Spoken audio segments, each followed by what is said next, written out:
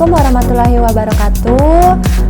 Selamat pagi atau selamat siang semuanya. Apa kabarnya? Semoga kabar kalian baik-baik aja yang nonton.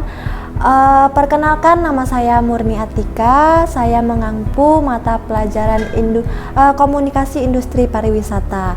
Nah, untuk tujuan pembelajaran hari ini adalah yang pertama, untuk memahami penerapan teknik komunikasi di tempat bekerja.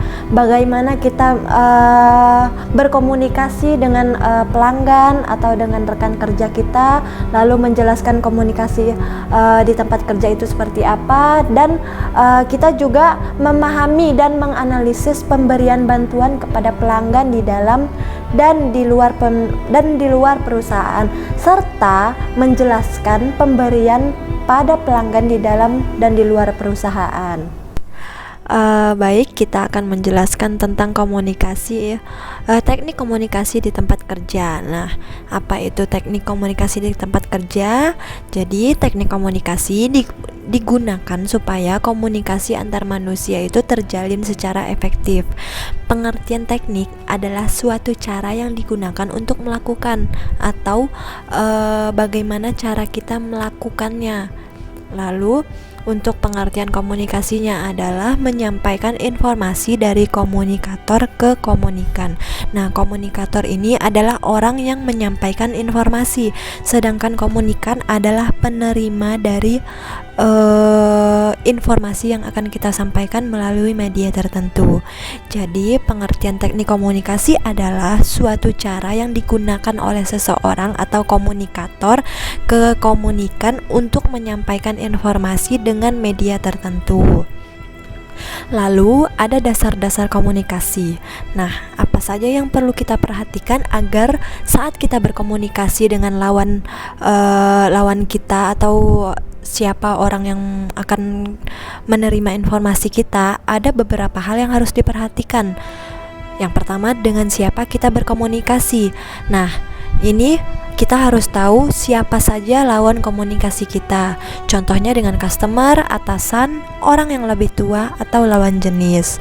Yang kedua adalah volume suara dalam berkomunikasi perlu diperhatikan juga. Jadi, saat kita berbicara atau berkomunikasi, kita harus memperhatikan volume atau intonasi kita dalam berbicara. Saat di ruangan yang lebih besar atau lebih luas, kita harus memiliki atau bersuara yang sedikit lebih keras. Sedangkan untuk di ruangan yang sempit, mungkin bisa dengan suara yang sedikit lebih pelan tapi tetap kedengaran dengan dari seluruh ruangan. Yang ketiga adalah sikap badan pada waktu berbicara. Sikap badan pada waktu berbicara sebaiknya dengan melihat dagu lawan bicara dan hanya sesekali melihat mata dengan senyuman yang ramah. Lalu memusatkan perhatian pikiran atau pokok pembicaraan. Nah, ini kita harus memusatkan pikiran kita terhadap apa yang akan kita bicarakan. Jadi kita tidak keluar dari topik yang akan kita bicarakan. Yang selanjutnya adalah mimik wajah, jangan terlalu serius atau jangan terlalu tegang. Lalu selanjutnya yang terakhir adalah menghindari gerakan-gerakan yang merisihkan. Nah, gerakan-gerakan yang merisihkan ini contohnya seperti apa? Nah, misalnya seperti terlalu sering memegang-megang rambut.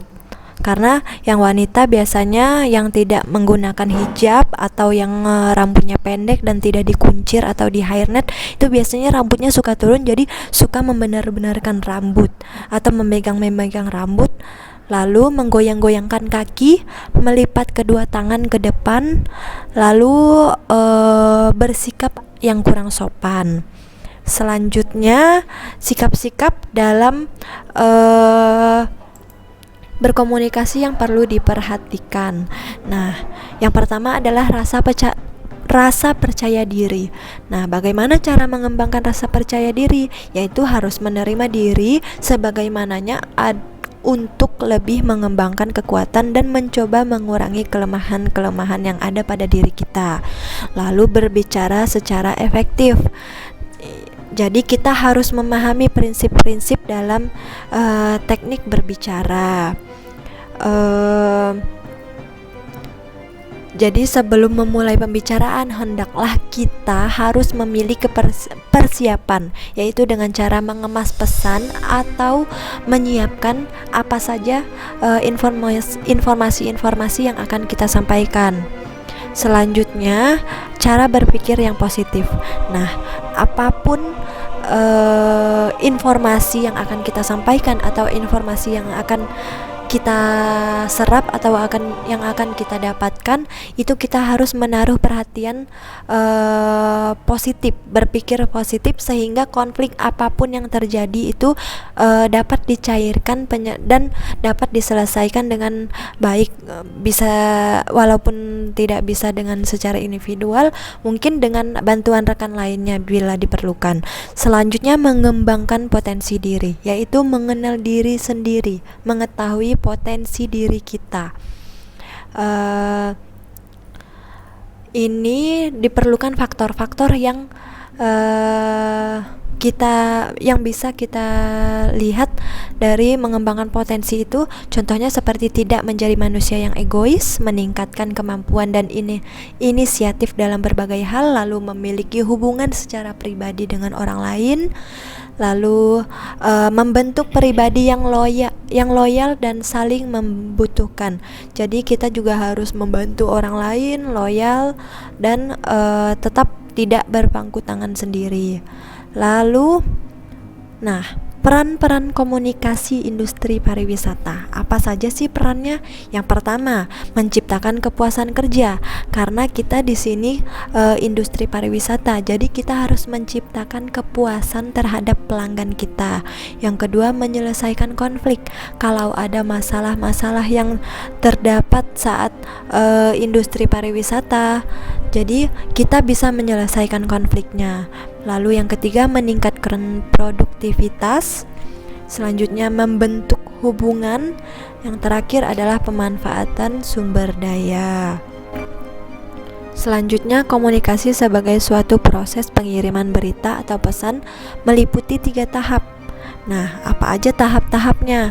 Yang pertama itu ada bagaimana kita menetapkan informasi atau berita. Bagaimana pihak pengirim berita itu menetapkan gagasan-gagasan atau pesan-pesan yang akan kita sampaikan kepada penerima. Lalu tahap kedua ini adalah pengiriman informasi. Bagaimana cara kita mengirimkannya? Melalui media apa, lalu dalam berbentuk apa, contohnya seperti simbol, sandi, isyarat, atau kode, atau secara lisan atau tertulis. Yang tahap ketiga adalah bagaimana penerima informasinya menerima. Lalu bagaimana seorang atau pihak komunikan menggandakan informasinya atau meresapi atau menerima informasi yang telah kita sampaikan. Lalu selanjutnya ada unsur-unsur komunikasi. Nah, unsur-unsur komunikasi ini terdapat 5 macam. Yang pertama adalah komunikatornya. Komunikator itu adalah pengirim berita, siapa pengirim beritanya. Lalu yang selanjutnya itu ada message atau pesan atau berita. Jadi isi beritanya atau pesannya harus jelas. Jadi bagaimana berita yang akan kita sampaikan untuk pihak penerima beritanya.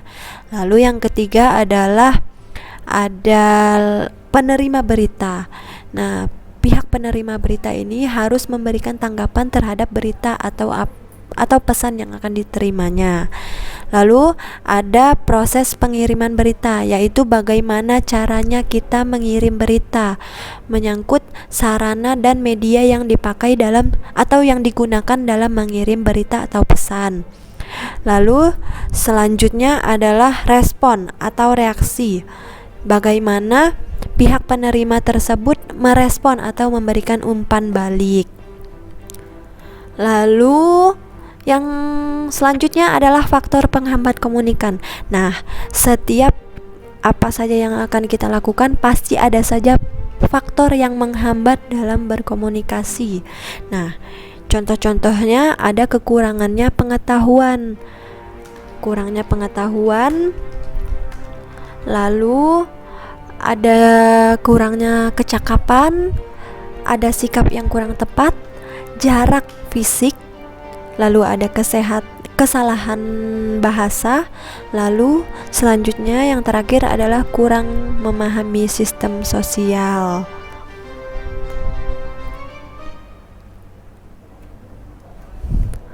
Efektivitas komunikasi ditentukan beberapa hal. Contohnya yang pertama adalah persepsi. Nah, bagaimana persepsi kita atau penyerapan informasi kita terhadap apa saja yang akan kita serap atau apa yang telah kita terima dari penyampaian berita dari seorang komunikatornya. Selanjutnya adalah keberhasilan teknologi informasi dan komunikasi. Nah, ini media apa? Media yang akan kita gunakan, karena sekarang udah zaman modern, mungkin bisa menggunakan handphone atau media-media sosial yang lainnya. Selanjutnya adalah tepat sasaran.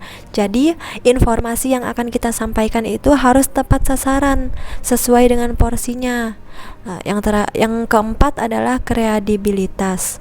Lalu yang terakhir, kecocokan dalam hubungan persahabatan. Selanjutnya, pemberian bantuan kepada pelanggan di luar dan di dalam perusahaan. Nah, bentuk-bentuk layanan umumnya ini terdiri dari 3. Yang pertama, layanan dengan lisan, yaitu layanan yang dilakukan oleh petugas-petugas di bidang hubungan masyarakat, bidang pelayanan informasi, dan bidang-bidang lainnya. Yang kedua adalah melayani melalui tulisan atau teks. Ini contohnya seperti surat menyurat. Yang terakhir adalah pelayanan dalam bentuk perbuatan. Nah, ini 70-80% dilakukan oleh petugas-petugas tingkat menengah dan bawah. Penyebab dari faktor keahlian dan keterampilan petugas tersebut sangat menentukan terhadap hasil perbuatan dan hasil pekerjaannya. Nah, apa saja dasar-dasar komunikasi ini? Tadi kan udah Ibu jelaskan. Nah, ini soal-soal yang akan kita kerjakan. Apa saja sih dasar-dasar dari komunikasi? Silahkan dijawab. Tinggal nanti akan Ibu kasih link untuk soal-soalnya. Kalian boleh kerjakan tugasnya lalu langsung dikirim ke Ibu. Jadi setelah kita menyimak atau mendengarkan penjelasan-penjelasan yang sudah Ibu paparkan tadi sebelumnya, kesimpulan dari pembelajaran kita hari ini adalah teknik komunikasi adalah suatu cara bagaimana atau suatu cara yang digunakan dalam menyampaikan informasi dari seseorang yang ingin menyampaikan informasi kepada orang yang akan kita sampaikan dengan media tertentu. Lalu untuk berkomunikasi yang secara efektif dengan tamu atau kolega harus memiliki keterampilan yang seharusnya kita miliki. Nah, ini kenapa harus memiliki keterampilan itu karena kita harus menyampaikan materi atau informasi yang harus kita sampaikan itu tepat dan tidak melenceng atau di luar dari konteks yang akan kita informasikan kepada orang yang akan menerima atau menerima pesan dari kita. Lalu ada 5 unsur komunikasi yang dimaksud. Nah, 5 unsurnya ini seperti apa tadi? Seperti yang udah kita jelaskan, yaitu adalah yang pertama adalah pengirim berita atau komunikatornya, orang yang mengirim berita. Lalu ada message atau berita atau pesannya. Pesan apa yang akan kita sampaikan ke komunikannya atau si penerima berita. Nah, setelah itu ada komunikan, yaitu penerima beritanya. Setelah kita mengirim, lalu ada pesan. Nah, siapa orang yang kita tuju? Yaitu komunikan atau penerima berita. Lalu selanjutnya itu yang keempat ada transmit, yaitu proses pengiriman berita. Bagaimana kita mengirim beritanya, melalui media apa, bagaimana cara penyampaiannya, dan yang terakhir adalah respon atau reaksi dari tanggapan atau penerima atau komunikan menanggapi apa saja berita atau informasi yang telah kita berikan. Sekian pembelajaran hari ini, semoga apa yang telah Ibu sampaikan kepada kalian, apa yang sudah kalian pelajari dan apa yang sudah kalian tonton dan kalian dengar dapat bermanfaat bagi kita semua. Sekian dan terima kasih. Wassalamualaikum warahmatullahi wabarakatuh.